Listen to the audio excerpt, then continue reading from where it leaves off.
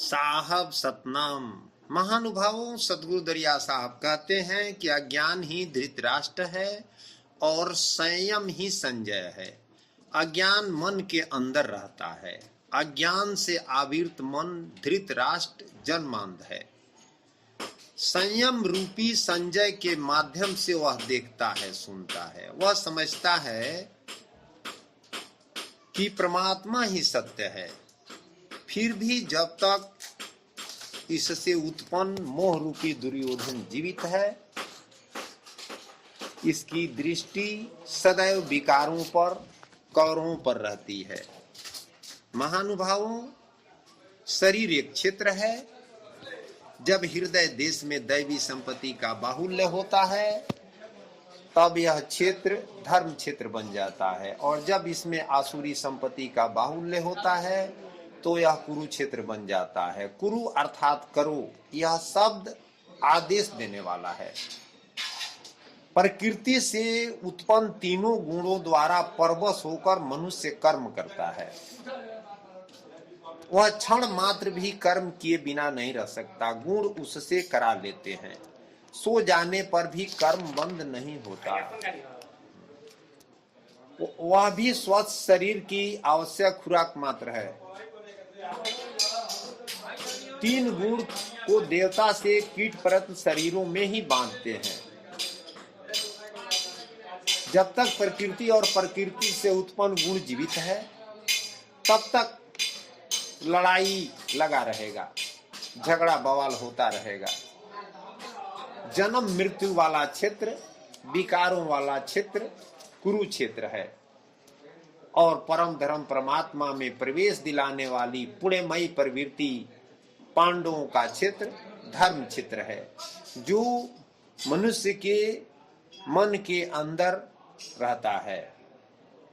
महानुभावों, सदगुरु क्षेत्र का विस्तार बताए हैं, जिसमें 10 इंद्रियां, मन, बुद्धि, अहंकार, पांचों विकार और तीनों गुण का वर्णन है। शरीर ही क्षेत्र है। एक लड़ने वाला अखाड़ा है।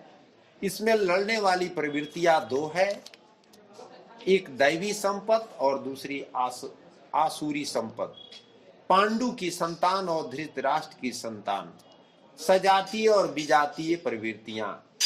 महानुभावों, अनुभवी महापुरुष की शरण जाने पर इन दोनों प्रवृत्तियों में संघर्ष का सूत्रपात होता है।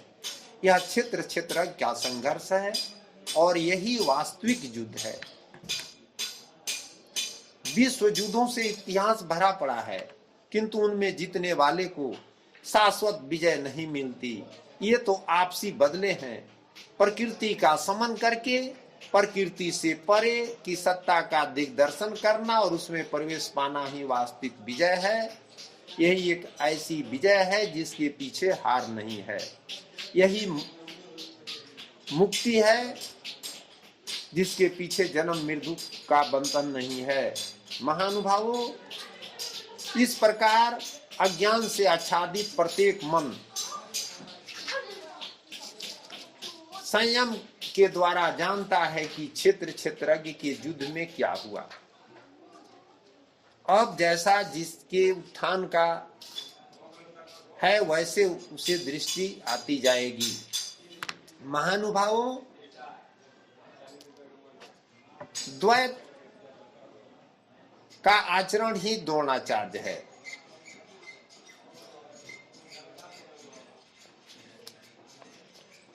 दूषित विचार ही दुर्योधन है।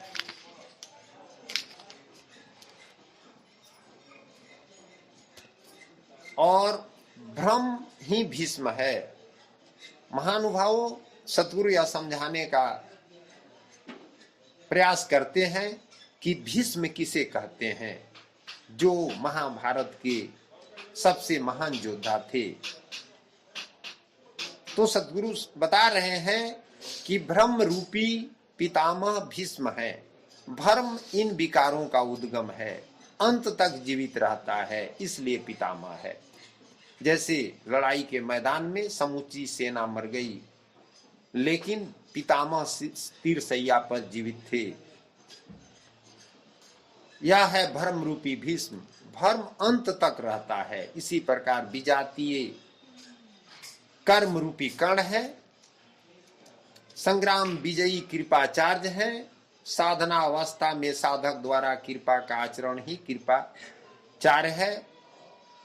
महानुभावों, दुर्योधन कहता है कि भीष्म द्वारा रक्षित हमारी सेना सब प्रकार से अजय है और भीम द्वारा रक्षित इन लोगों की सेना जीतने में सुगम है। पर्याप्त और अपर्याप्त जैसे शब्द का प्रयोग दुर्योधन की आशंका को व्यक्त करता है। देखना है कि भीष्म कौन सी सत्ता है जिस पर कौरव निर्भर करते हैं, तथा भीम कौन सी सत्ता है जिस पर दैवी संपत्ति संपूर्ण पांडव निर्भर करते हैं। दुर्योधन कहता है, सब मोर्चों पर अपनी अपनी जगह स्थित रहते हुए आप लोग सब के सब भीष्म की ही सब ओर से रक्षा करें। यदि भीष्म जीवित है तो हम अजय हैं, इसलिए आप पांडवों से न लड़कर केवल भीष्म की ही रक्षा करें।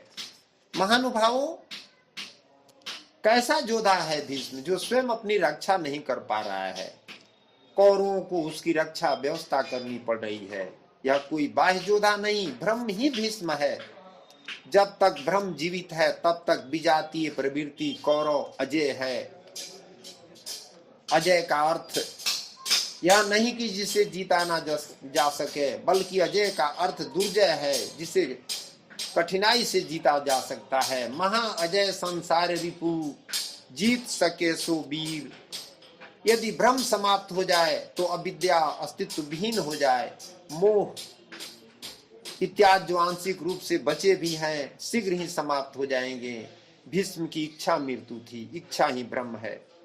इच्छा का अंत और भ्रम का मिटना एक ही बात है। इसी को संत कबीर साहब जी कहे हैं कि इच्छा काया, इच्छा माया, इच्छा जग उपजाया। अकह कबीर जे इच्छा विवर्जिता का पार न पाया।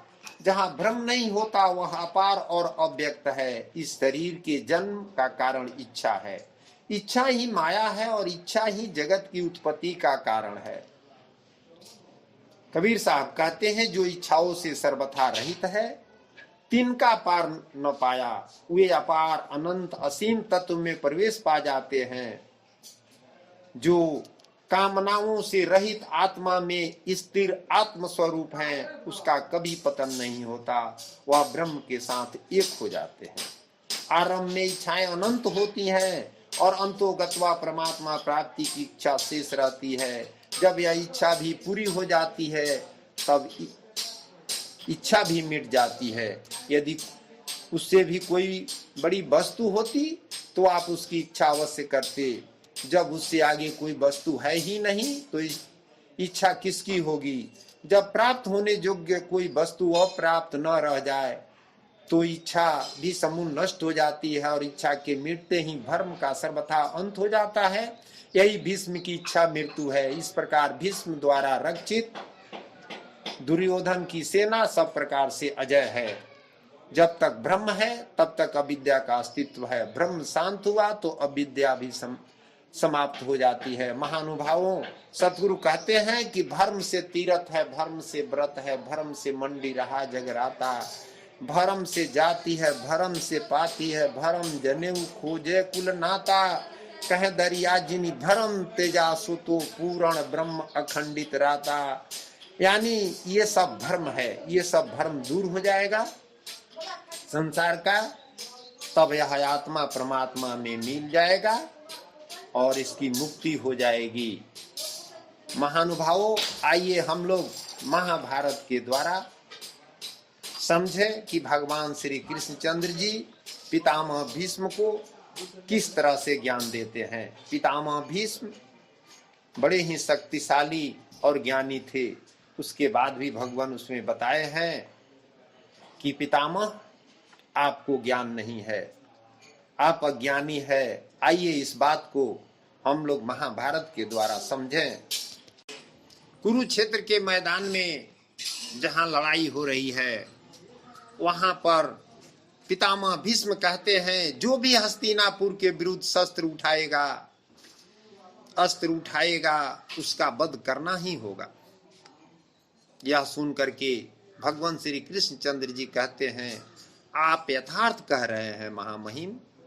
इस युद्ध में आपके सामर्थ्य का प्रदर्शन नहीं हो रहा है, अपितु आपके निर्बलता का प्रदर्शन हो रहा है। यदि आप वास्तव में समर्थ होते तो अपने पौत्र और परपौत्रों के प्राण लेने के स्थान पर अपने प्राण का त्याग कर देते। यह बात सुनकर के पितामह भीष्म कहते हैं भगवान से कि मैं अपने धर्म से बंधा हूं वासुदेव। भगवान कहते हैं कि पितामह धर्म तो मुक्ति देता है, एक ऐसा धर्म है जो आपको बांध रहा है। अवश्य कोई अधर्म होगा, कोई बेड़ी हो जो आपको बांध दे। यह बात सुनकर के पितामह भीष्म कहते हैं मेरे धर्म पर प्रश्न मत कीजिए वासुदेव। मैंने जीवन में एक क्षण के लिए भी अधर्म नहीं किया।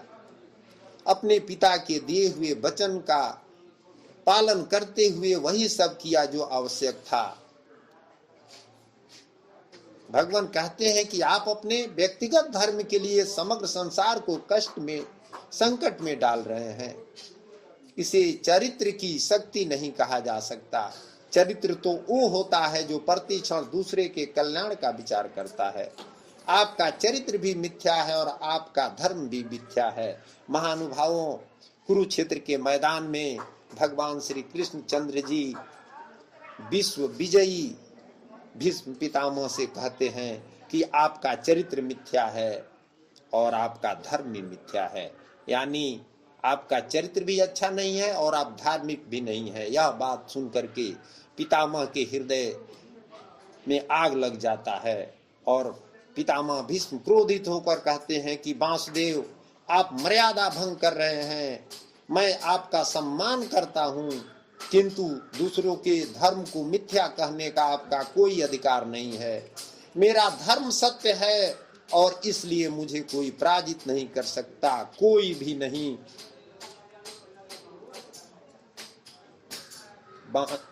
पितामह के इन वचनों को सुनकर भगवान श्री कृष्ण चंद्र जी कहते हैं कि पितामह मैं आपको पराजित कर सकता हूँ, इसी क्षण आपको पराजित कर सकता हूँ। महामहिम, मेरे क्रोध की अग्नि को बढ़ाने का कार्य मत कीजिए।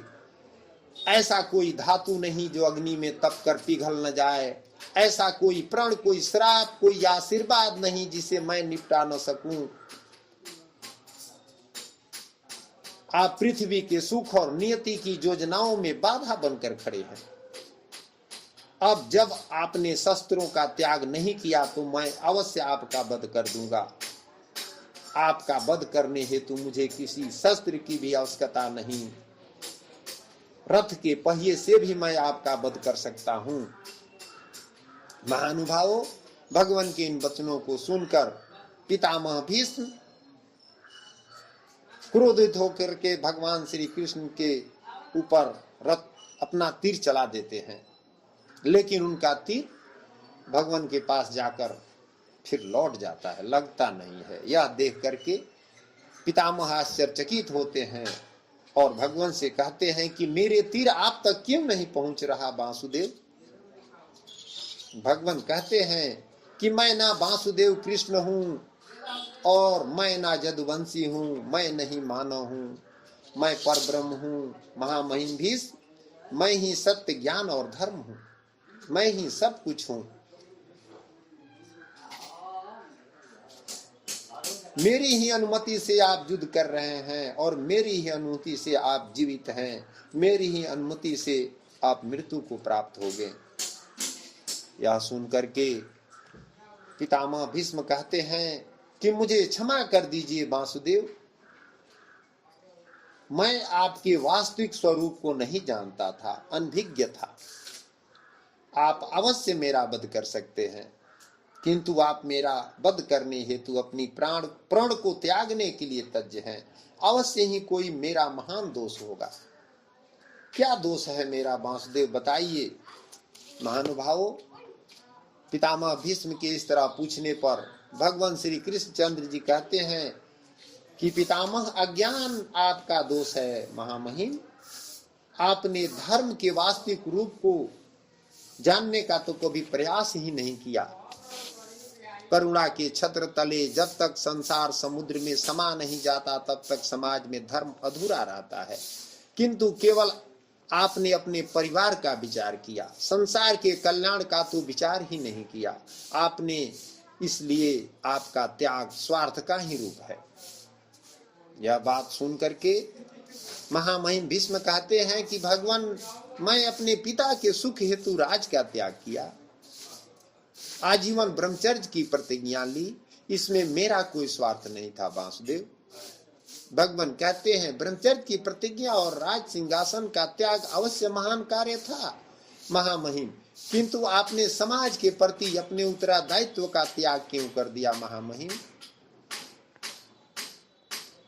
पितामह भीष्म कहते हैं कि मैंने इसलिए त्याग किया कि कुरु वंश में संघर्ष न हो, हस्तिनापुर के सिंहासन के लिए युद्ध न हो, कुरु राष्ट्र की प्रजा को दुख न हो, ये मेरे प्रतिज्ञा थी वासुदेव। इतना वचन सुन करके भगवान श्री कृष्णचंद्र जी कहते हैं, अपने चारों ओर दृष्टि डालिए महामहिम, क्या चल रहा है यहाँ। आपकी प्रतिज्ञा ने इस विद्रोह को, युद्ध को टाला तो नहीं। विचार कीजिए महामहिम, आपने अपनी प्रतिज्ञा को धर्म माना, यदि वह वास्तव में धर्म होता तो ये महाभारत का युद्ध क्यों होता। वास्तव में धर्म किसी विचार का नाम नहीं है। महानुभावों, इस बात पर ध्यान देना है कि इतने तेजस्वी शक्तिशाली भीष्म पितामह थे, उनको भगवान उनके ऊपर ऐसे ऐसे आरोप लगाए और उनको समझा रहे हैं धर्म के बारे में कि वास्तव में धर्म किसी विचार का नाम नहीं, किसी परंपरा का नाम नहीं, धर्म तो जीवन का नाम है और जीवन निरंतर बदलता रहता है। परिवर्तन ही जीवन का गुण है। परिवर्तन हेतु मनुष्य को कर्म करना पड़ता है। आपने कर्मों का त्याग कर दिया महामहिम, यानी भगवान कहते हैं कि आपको कर्म करना चाहिए, आप कर्म का त्याग कर दिए। यह बात सुन करके पितामह भीष्म कहते हैं कि मैंने जीवन के प्रत्येक कदम पर उचित कर्म किए हैं वासुदेव। भगवान कहते हैं नहीं महामहिम, इस जन्म में आप कर्म के बंधन में ना बंधे के कारण आपने वास्तविक कोई कर्म ही नहीं किया। अब देखिए यहाँ विचार करने वाली बात है। महामहिम जो सिंहासन के रक्षक थे, कुरुवंश के सिंहासन के, उनको भगवान कहते हैं कि आप कोई कर्म नहीं किए। तो हम लोग सोचिए कि हम लोग क्या कर्म कर रहे हैं, तुलना कीजिए अपने ऊपर, हम लोग सोचे विचारे। भगवान कहते हैं कर्म का अर्थ होता है निर्णय लेना और अपने निर्णय के परिणामों को स्वीकार करना। किंतु आपने कब कोई निर्णय लिया महामहिम। महाराज पांडु की राज अभिषेक का निर्णय क्या आपका निर्णय था, यानी पांडु को राज्य देना था तो आपके निर्णय था राज देना। महाराज धृतराष्ट्र को अधर्म से रोकने का प्रयास आपने क्यों नहीं किया महामहिम, यानी धृतराष्ट्र अनेकों स्थान पर अधर्म किए, आप रोके नहीं, क्यों नहीं रोके। आपने शक्ति थी, सामर्थ्य था, फिर भी नहीं रोके। पंचाली के अपमान को रोकने का निर्णय, पंचाली का जो अपमान हो रहा था, चीर हरण हो रहा था, उसमें अगर आप क्रोध करते तो सब लोग डर जाते और उनका चीर हरण नहीं होता और ये लड़ाई भी नहीं होती। लेकिन आपने भी वहां धर्म का साथ नहीं दिया, अधर्म का साथ दिया। युद्ध में भाग न लेने का निर्णय और जानबूझ करके अधर्मी दुर्योधन का आप पक्ष कर रहे हैं। क्यों। अधर्मों को रोकने का आपके पास सामर्थ्य है, किंतु आप निर्णय नहीं ले सके, अपने प्राण से बंधे रहे। वास्तव में कर्तव्य के नाम पर निर्णय लेने से आप भागते रहे, अपने वचन से बंधे रहे। भगवान के इन वचनों को सुनकर पितामह भीष्म कहते हैं, क्या निर्णय लेने से ही बंधन नहीं बनते वासुदेव। भगवान कहते हैं बंधन से छूटने के लिए निष्काम कर्म को समझते, यानी आप निष्काम कर्म करते, फल की इच्छा को त्याग करके कर्म करते तो आपका जीवन धर्ममय हो जाता महामहिम। बंधन से छूटने के लिए आपने कर्म का त्याग क्यों कर दिया?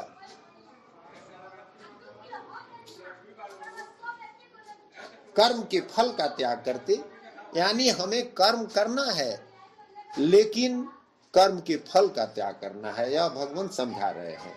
किसी के आदेश को कर्तव्य मानने के स्थान पर अपने कर्म को कर्तव्य मानते, तब भी बंधन से छूट जाते। जिस समय पूर्व आपने प्रतिज्ञा ली, क्या उस समय आप सारा भविष्य जानते थे?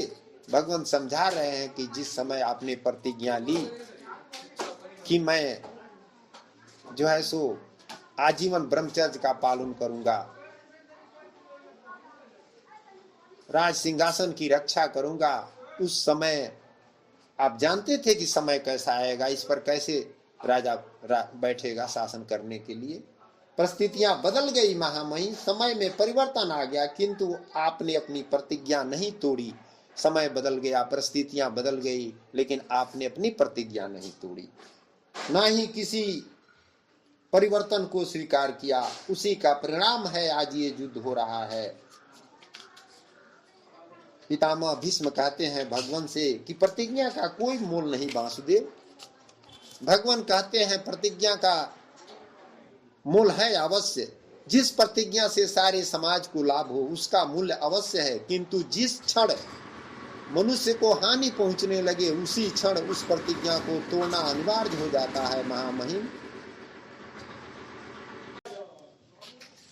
आज पांडवों के पक्ष में रहकर युद्ध करने का निर्णय यदि आप ना ले सके तो कम से कम शस्त्रों का त्याग करके अपनी मृत्यु को स्वीकार कर लीजिए।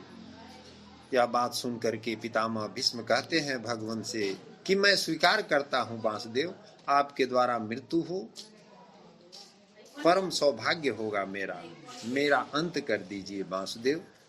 भगवान कहते हैं जैसी आपकी इच्छा महामहिम। महानुभाव यह बात कह करके भगवान श्री कृष्ण चंद्र रथ के चक्का के द्वारा महामहिम का अंत करने ही वाले हैं। तब तक अर्जुन भगवान के पैर पकड़ लेते हैं और कहते हैं नहीं माधव, आपने युद्ध न करने का प्रण लिया है। भगवान कहते हैं अभी प्रण तोड़ने का समय है पार्थ, इसलिए मैं अपना प्रण तोड़ रहा हूँ। अर्जुन कहते हैं परंतु माधव सारा संसार आपको अपशब्द कहेगा। भगवान कहते हैं तो मैं स्वीकार कर लूंगा।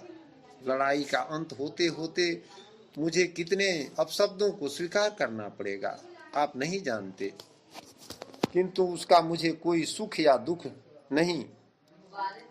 इस समय महामहिम की मृत्यु अनिवार्य है।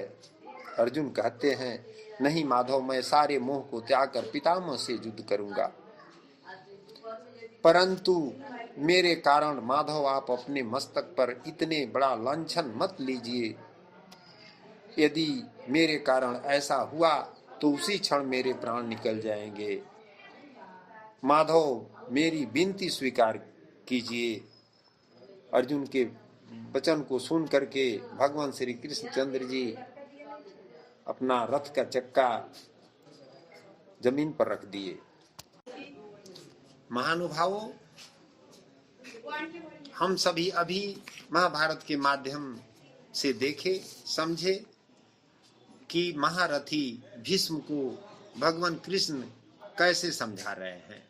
इतने बड़े महारथी धर्म के ज्ञाता को भगवान कह रहे हैं कि आप धर्म नहीं जानते। उसी तरह से हम मानव भी धर्म को नहीं जानते हैं, संसार में अज्ञान में पड़े हैं। दरिया साहब इतना वचन कहते हैं कि ब्रह्मा विष्णु महेश्वर देवा जुग जुग खोज न पाइन भेवा, यानी ब्रह्मा विष्णु महेश्वर तक भी उस परम पुरुष परमात्मा के पास नहीं जा सके तो साधारण जीव की कैसे पहुंच पाएगा। महानुभावों, सतगुरु दरिया साहब इसी भेद को स्पष्ट लखाने के लिए सतलोक से मृत्युलोक में आए और इस भेद को बताए। संसार में जितने वेद पुराण शास्त्र हैं सब जो है सो 3 गुण का ही वर्णन करते हैं, 3 से अलग की चर्चा नहीं करते। सतगुरु दरिया साहब कहते हैं कि भेद हमारा सबसे न्यारा, भेष भ्रम में ना पड़िए। यानी जो हम भेद बता रहे हैं यह सबसे अलग है, वेद पुराण शास्त्र से अलग है। और आप भेष भ्रम में न पड़िए, क्योंकि भ्रम भीष्म है और इतना बड़ा ज्ञानी होते हुए भी कुछ नहीं जानता है और अंत में तीरसैया पर अचेत पड़ा रहता है। उसी तरह से हम लोग के अंदर भी भ्रम लगा हुआ है इस संसार के प्रति। तो सतगुरु कहते हैं कि जितना जल्दी हो सके आप सभी भ्रम को त्यागें और सत पद पर ध्यान दें। सत्य क्या है? तो आपकी आत्मा, परमात्मा। संसार की तरफ से ध्यान को खींच करके आत्मा पर केंद्रित करें, उसके बाद परमात्मा का दर्शन होगा। महानुभाव, जितने वेद पुराण शास्त्र है सबके माध्यम से हम समझने का प्रयास करें कि सत्य क्या है। भीम किसे कहते हैं? सतगुरु बता रहे हैं कि भाव रूपी भीम, भावे विद्यते देवः, भाव में वह क्षमता है कि अविदित परमात्मा को भी विदित हो जाता है। भाव बस्य भगवान सुख निधान करुणा भवन। महानुभावों, भाव में वह क्षमता है कि भगवान को भी अपने बस में कर लेता है। भाव से ही संपूर्ण पुण्यमयी प्रवृत्तियों का विकास है। यह पुण्य का संरक्षक है तो इतना बलवान कि परम देव परमात्मा को संभव बनाता है, किंतु साथ ही इतना कोमल भी है कि आज भाव है तो कल अभाव में बदलते देर नहीं लगती। इष्ट में लेस मात्र भी त्रुटि प्रतीत होने पर भाव डगमगा जाता है। पुण्यमयी प्रवृत्ति विचलित हो उठती है, इससे संबंध टूट जाता है। इसलिए भीम द्वारा रक्षित इन लोगों की सेना जीतने में सुगम है।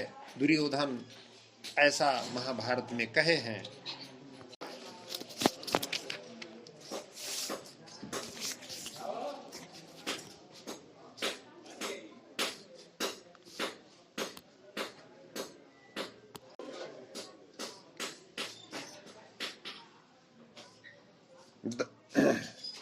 कर्तव्य रूपी कुंती और धर्म रूपी युधिष्ठिर, धर्म पर स्थिरता रहेगी तो अनंत विजयम, अनंत परमात्मा में स्थिति दिलाएगा। युद्धे स्थिर सह युधिष्ठिर, प्रकृति पुरुष क्षेत्र क्षेत्रज्ञ के संघर्ष में स्थिर रहता है, महान दुख से भी विचलित नहीं होता। तो एक दिन जो अनंत है, जिसका अंत नहीं है, वह है परम तत्व परमात्मा, उस पर भी विजय दिला देता है।